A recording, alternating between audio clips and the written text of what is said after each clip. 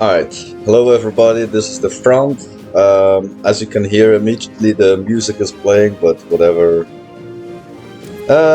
I'm currently gaming on a PvP server. I did try out another PvP server.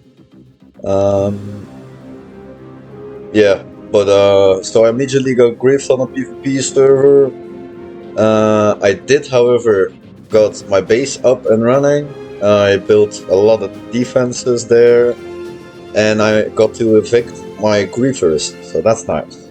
Anyway, I'm together with my friends on this server, North America, 2004. So we're gonna jump in and show you the map and everything.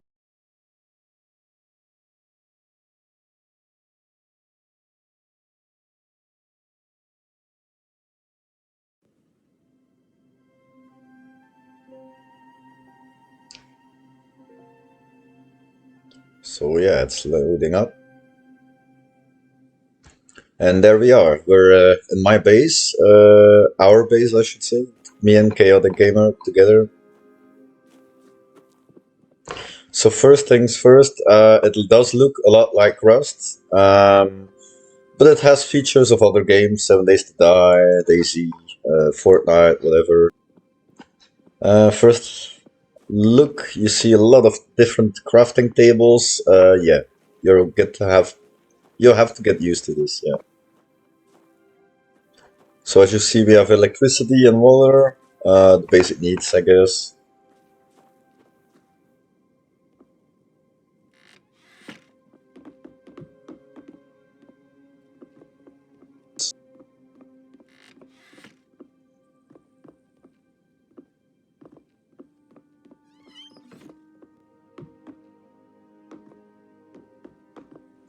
And then, yeah, the huge solar panels. I don't really like the look of it, but maybe it's still gonna change. Just like in Rust, you have to see where the sun is going, because each server it's gonna be different.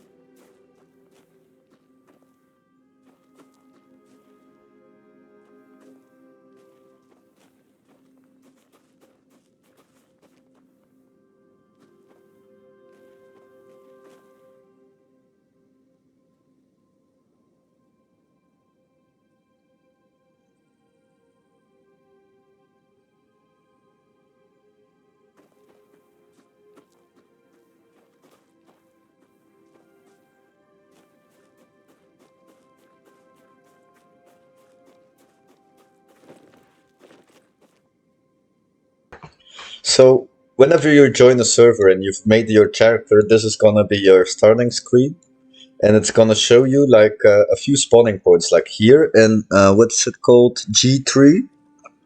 No, wait. It's more like I3, J3. There's a spawn location, and it's called North. And then we have the eastern locations in M5, L8. So I chose L8 to spawn in, together with my friends. As you can see on the map, it's Rooster, Chaotic should be here somewhere as well, and Mr. Burrito. Why did I choose this location? Well, I built the last time here. I know the zone very well. And I know it's a nice starter location. So you have the freshwater river running it. On M8 to the north of us, you see the enemy gathering point. That's a spawn location for AI. It's a lighthouse. Of course, you have the beaches with lots of stone and wood ores. There's actually a lot of ores in this area, and it's close to a road, so you can easily farm.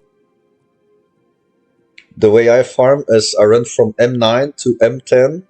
I go to L10, then I run to L9, and I just cross the river, and I'm back home.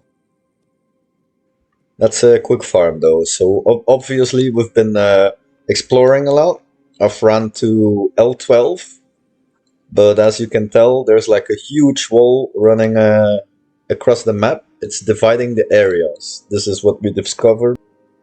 So if we are based in the newbie location, and that's why here in H8, you're gonna see another base location. So the flag is where I built the base.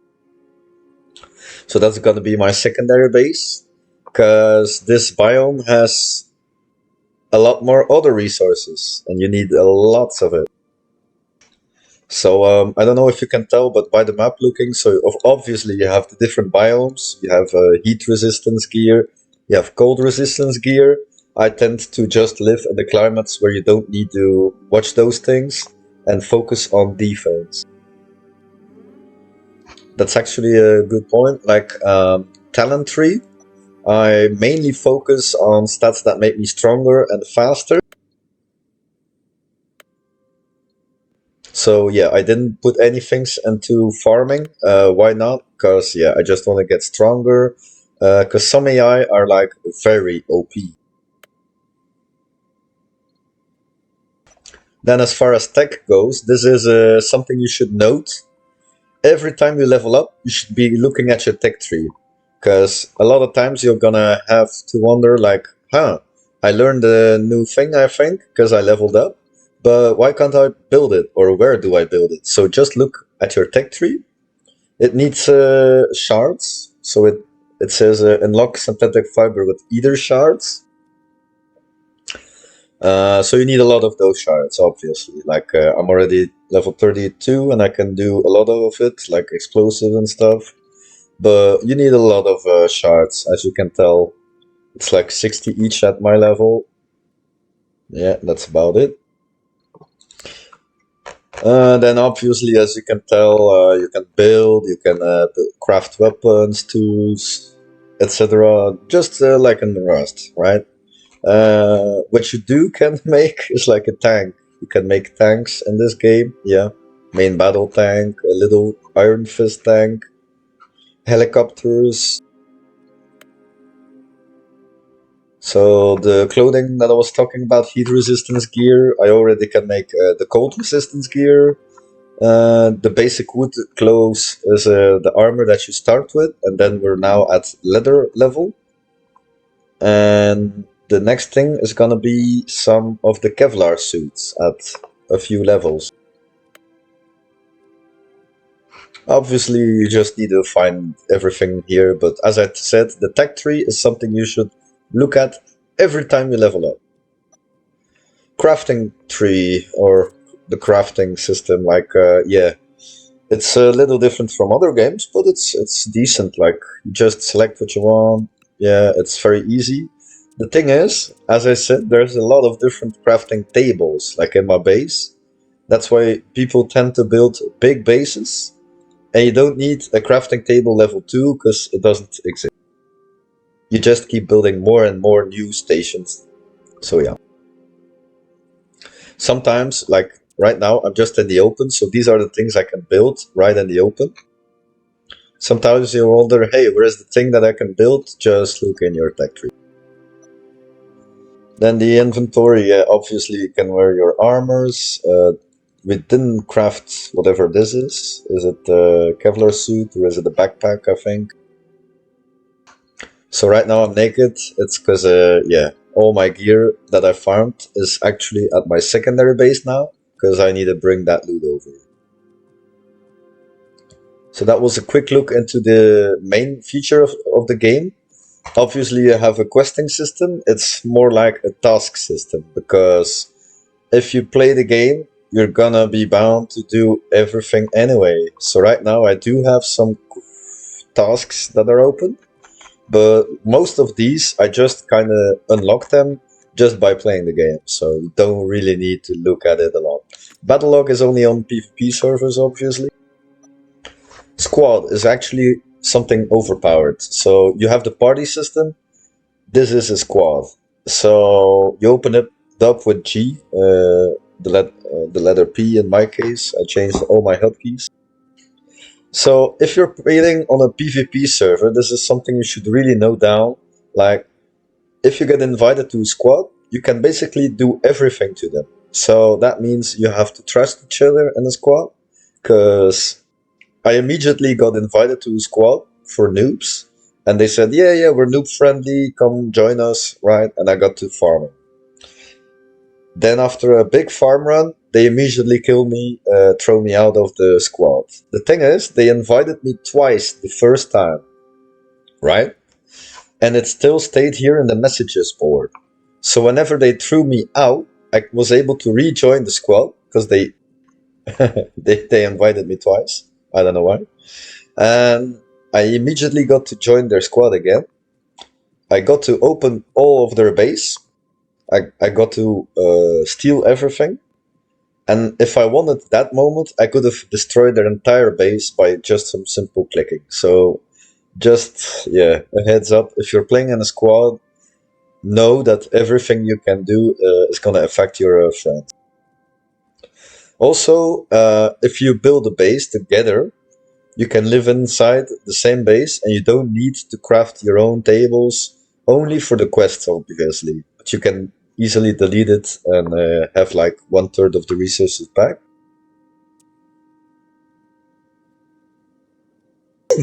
Another feature that I wanted to talk about in the squad system. So you can place down some.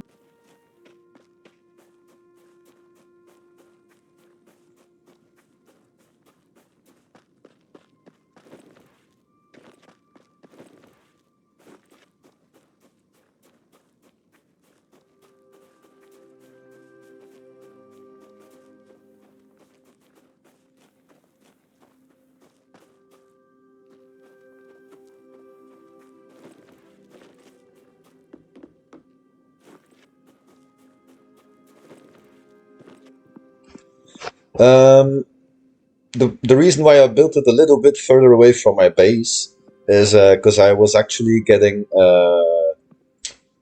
it's a large zone. If you place the beacon, it's a huge zone that is yours. So if anybody player like over there, there's a PvE player, and I can't remove it, of course. So yeah, you're gonna have to be able to build somewhere in a big area. After placing this one down, you have to place the lure close to it. You can't place it far away from it. So that means if you build your defenses, it's gonna be all in this same area. Now, an ideal situation would be where you don't need a lot of resources and you can funnel them in inside a single alley. But due to the poor location that I chose, this is my.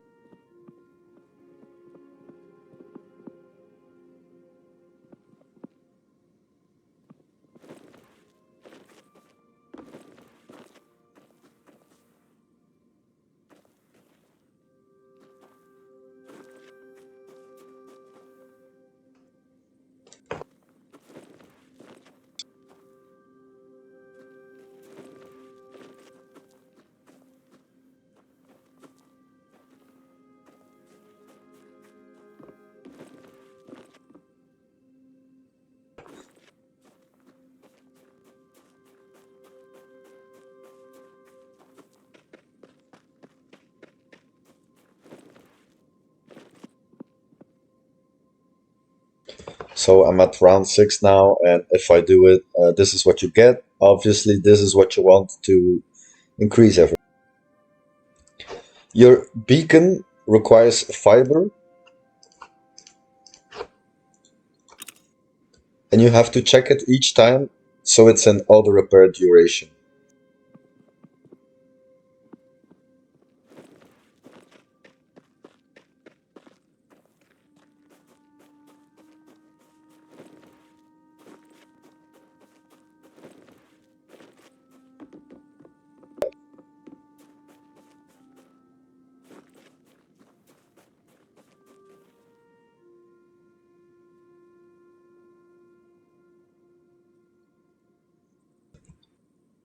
So as you can tell, it's under a PvP protection, but that's.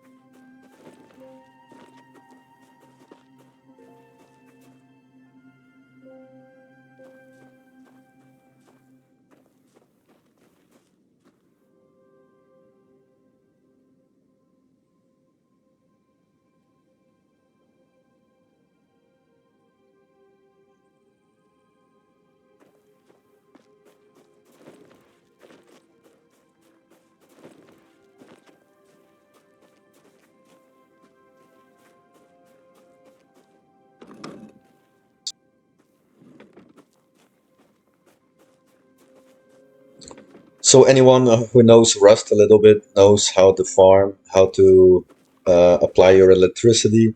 Sorry for the poor cable linings. I just quickly hook it up again now and then, just to maintain full batteries at all time. And it seems they're quite full right now. Nice. I also hooked up a diesel generator, but I don't need the start. As you can see, I have normally 3 ways of getting my electricity in.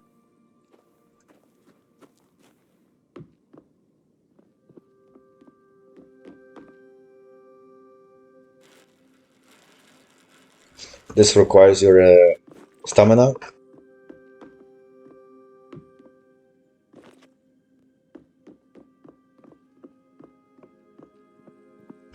Now, the thing is,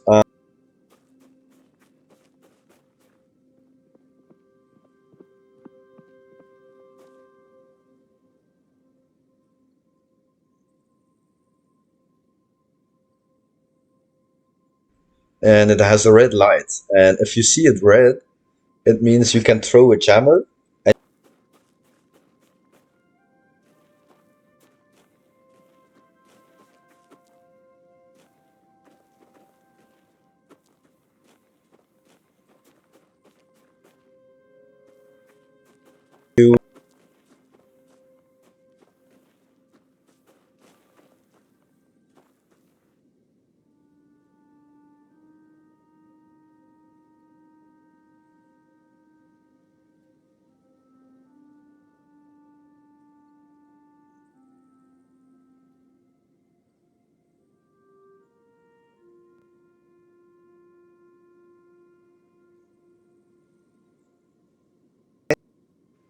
There's some territory, and yeah, if you even show your face close to it, they're gonna shoot you down. They're actually gonna mow you down.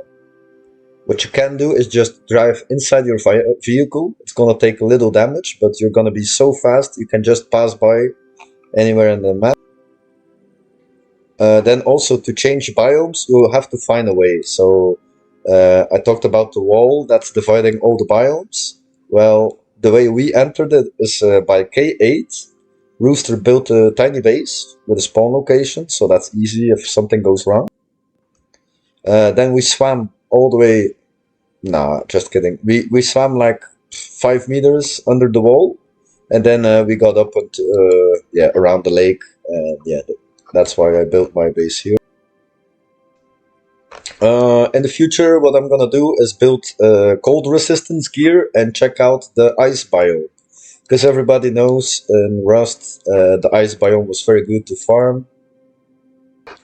And after that, I guess I'm gonna build a base maybe at F11 or maybe even G10. I don't know.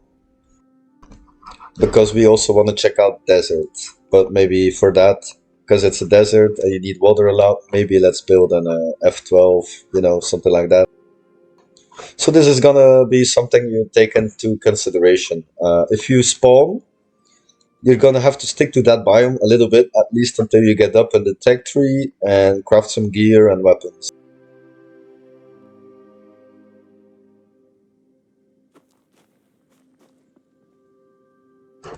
So right now, we aren't rocking the shotguns anymore because they just didn't do enough damage anymore. Right now we're using the bolt rifles. Unfortunately, I don't know why, but if you haven't crafted it yet, you can't see the damage. Sometimes you can, but that's mainly when you have a blueprint. So if we're looking at the blueprints, if you click on it, then you can see the item damage before you crafted it. But if you don't have your blueprints yet, oh yeah, then it's gonna suck. Also, the reason why we're not building these ones is like, if you look at it, 155 steel ingots just for one weapon, even if it does a lot of damage, 150%, this one is even 1,000 steel ingots. You don't want to know how long you have to farm for this. So even if it does 240% damage, this might be an item we craft in the future, if we have an insane a lot of resources. But for now, we're not gonna build an epic. We're just gonna make the normal chainsaw and the normal jackhammer and try it out. It should be more effective. It requires gasoline a lot,